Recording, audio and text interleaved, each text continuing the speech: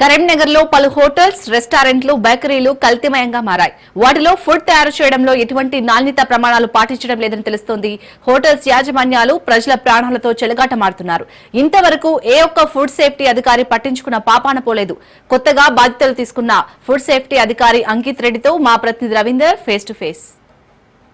కరీంనగర్ కల్తీమయంగా మారుతున్న పరిస్థితులు కనబడుతున్నాయి. గత కొన్ని ఏళ్ల నుంచి కూడా ఎవరు అధికారులు వచ్చినా కానీ ఎక్కడ కూడా ఫుడ్ సేఫ్టీ లేకుండా పోతున్న పరిణామాల మధ్య ఇప్పుడు ప్రస్తుతానికి కరీంనగర్ సంబంధించి ఫుడ్ సేఫ్టీ అంకిత్ రెడ్డి వచ్చారు. అంకిత్ రెడ్డి ఏ విధంగా ఈ ఫుడ్ సేఫ్టీకి సంబంధించి చర్యలు తీసుకోబోతున్నారు? కరీంనగర్ లో చూసుకుంటే రెస్టారెంట్లు కావచ్చు, బార్లు కావచ్చు, అదేవిధంగా హాట్ చిప్స్, అదేవిధంగా చాలా వరకు బేకరీలు వెలువడం జరిగింది. దాంట్లో ఎటువంటి క్వాలిటీ లేకుండా చాలా చోట్ల నడుస్తున్న పరిస్థితులు కనబడుతున్నాయి. మరి దానిపైన ఏ విధంగా ముందరికి పోతున్నారో అడుగు తెలుసుకునే ప్రయత్నం చేద్దాం. మనతో పాటు అంకిత్ రెడ్డి ఉన్నారు. చెప్పండి సార్, ఒకవైపు చూసుకున్నాం మనం గత కొన్ని ఏళ్ల నుంచి కరీంనగర్ హెడ్క్వార్టర్ చాలా వరకు జనాభా ఉన్న ప్రాంతం. చాలా చోట్ల ఒకవైపు చాలా ఫుడ్ సేఫ్టీ, ఫుడ్ కు సంబంధించిన ఐటమ్స్ కావచ్చు చాలా ఉన్నాయి. కొన్ని చోట్ల ఇవి ఎవరు కూడా నాణ్యత లోపం కావచ్చు, అదే విధంగా ఆయిల్ కావచ్చు, ఇటువంటి చాలా చోట్ల కనబడుతుంది. దీన్ని మీరు ఏ విధంగా తీసుకొని ముందరికి పోతారు? దాన్ని ఏ విధంగా నివారించే దిశగా వెళ్తారు? సార్, ఒకటి ఏంటంటే ఇది ఒక గత 4 సంవత్సరాల నుంచి కరీంనగర్లో ఒక ఫుల్ టైం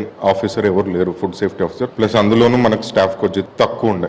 బట్ ఇప్పుడు ఆ పరిస్థితులు లేవు. ఇప్పుడు మనకు ఫుడ్ సేఫ్టీ అధికారి వచ్చిన తర్వాత గెస్టెడ్ ఫుడ్ ఇన్స్పెక్టర్ గారు వచ్చినారు. తర్వాత మనం ఇద్దరు స్టాఫ్ ని మనం అవుట్ సోర్స్ లో తీసుకోవడం జరిగింది. సో ఇప్పుడు మన దగ్గర ఫుల్ స్టాఫ్ ఉన్నారు. సో మనం ఇది ఇప్పుడు వ్యవస్థ మన దగ్గర ఫుల్ ఉంది కాబట్టి మనం ఏం చేస్తున్నామంటే ఇప్పుడు కంటిన్యూస్ గా మనకు కంప్లైంట్ వచ్చినా రాకపోయినా కంటిన్యూస్ గా ఇన్స్పెక్షన్స్ అనేది చేస్తున్నాం. ఇంకొకటి ఏంటంటే ఇప్పుడు మీడియా ద్వారా పబ్లిక్ లో అవేర్నెస్ క్రియేట్ చేసే ప్రయత్నం చేస్తున్నాం. ఒకటి ఏంటంటే ఈ హోటళ్లు కానీ వీళ్ళు కానీ తెలియదు, చాలా మందికి తెలిసి కొంతమందికి తెలియక ఏంటంటే కొన్ని వయలేషన్స్ అనేవి మనకు క్లియర్ గా కనిపిస్తున్నాయి అక్కడ మనం ఫీల్డ్ లోకి వెళ్ళినట్టు. ఒకటి ఏంటంటే కలర్లు వాడటం, ఫుడ్ కలర్స్ అనేవి ప్రిపేర్డ్ ఫుడ్స్ లో అసలు ఎట్టి పరిస్థితుల్లో వాడడానికి వీలేదు. అది వాడితే అది కేసు అవుతుంది. సో నెక్స్ట్ ఇంకోటి ఏంటంటే ఆయిల్ అనేది క్వాలిటీ మెయింటైన్ చేయాలి. వీళ్ళు వాడిన ఆయిల్ వాడేసి దాన్ని మార్చకుండా అదొకటి పబ్లిక్ హెల్త్ కి ప్రాబ్లం అవుతుంది. అండ్ మూడో విషయం ఏంటంటే మన దగ్గర ఈ చిప్స్ అని అదని ఇదని చాలా మ్యానుఫ్యాక్చరింగ్ యూనిట్స్ ఉన్నాయి. మన కరీంనగర్లో చుట్టుపక్కల కావచ్చు, జమ్మికుంట కావచ్చు, హుజురాబాద్ కావచ్చు, ఇక్కడ చాలా మ్యానుఫ్యాక్చరింగ్ యూనిట్. వీళ్ళందరూ ఏంటంటే ఆ ప్రోడక్ట్స్ చిన్న పిల్లలు తినే ప్రోడక్ట్స్, దాంట్లో అది ఏం టైప్ ఆఫ్ మెటీరియల్ వాడతారో కూడా అర్థం కాని పరిస్థితి. దాంట్లో ఆయిల్ వాడిందే వాడి ఇష్టం వచ్చినట్టు కలర్లు వాడి దానిపైన ఒక FSSAI లైసెన్స్ కానీ రిజిస్ట్రేషన్ నెంబర్ కానీ లేకపోవడం కానీ, ఇంకా దానిపైన ఎక్స్పైరీ డేటు, మ్యానుఫ్యాక్చరింగ్ డేటు ఇవన్నీ లేకుండా సేల్ చేస్తున్నారు. మా దృష్టికి చాలా వచ్చిన తర్వాత ఇన్స్పెక్షన్ చేసినాం, వాళ్ళకి నోటీసులు ఇచ్చినాం. వాళ్ళవి ఎట్లా మార్చుకోవాలి, ఏం మార్చుకోవాలని క్లియర్గా చెప్పినాం. కొన్ని చోట్ల ప్రోడక్ట్లు అనేది సీజ్ చేసుకోవడం జరిగింది, కొన్ని చోట్ల ప్రోడక్ట్ అనేది డిస్కార్డ్ చేయడం కూడా జరిగింది.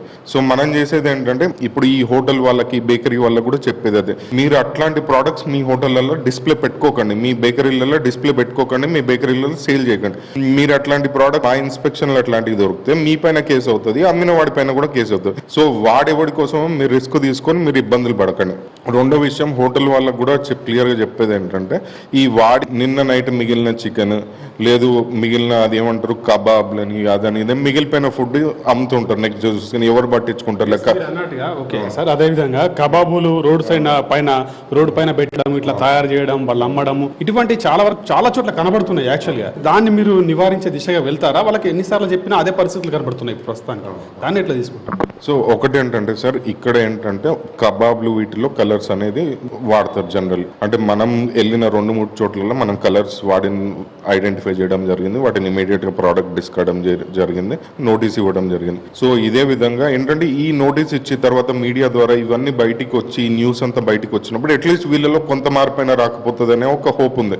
వీళ్ళు ఇంత జరిగినా కూడా మేము అట్లనే కలర్స్ వాడతాం, మేము మిగిలిపోయిన చికెన్ వండి అట్లనే పెడతాం, కస్టమర్లు వాళ్ళ కిచెన్లోకి వచ్చి చూసేదైతే లేదు, మీరు ఇట్లనే చేస్తామంటే మీరు చేసుకోండి, చాలా స్ట్రిక్ట్ గా యాక్షన్ తీసుకుంటాం సార్. ఇన్ని రోజులు అంటే వీళ్ళు ఇన్ని మీడియాలో వచ్చి లాస్ట్ 2-3 ఇయర్స్ నుంచి ఇంత మొత్తం హైదరాబాద్ లో కావచ్చు, వేరే ప్లేసెస్ లో కావచ్చు, ఫుడ్ సేఫ్టీ కమిషనర్ గారు యాక్టివ్ గా ఉండి మొత్తం అన్ని హోటల్స్ తిరిగిపించి ఒక అవేర్నెస్ చాలా క్రియేట్ చేసింది లాస్ట్ 2-3 ఇయర్స్. ఇంత అవేర్నెస్ క్రియేట్ చేసిన తర్వాత కూడా వీళ్ళు ఇంకా పర్లేదు, మాకేం కాదు, మీ ఇట్లనే చేసుకుంటూ పోతామంటే మాత్రం వాళ్ళపైన చాలా స్ట్రిక్ట్ యాక్షన్ తీసుకోవడం జరుగుతుంది సార్.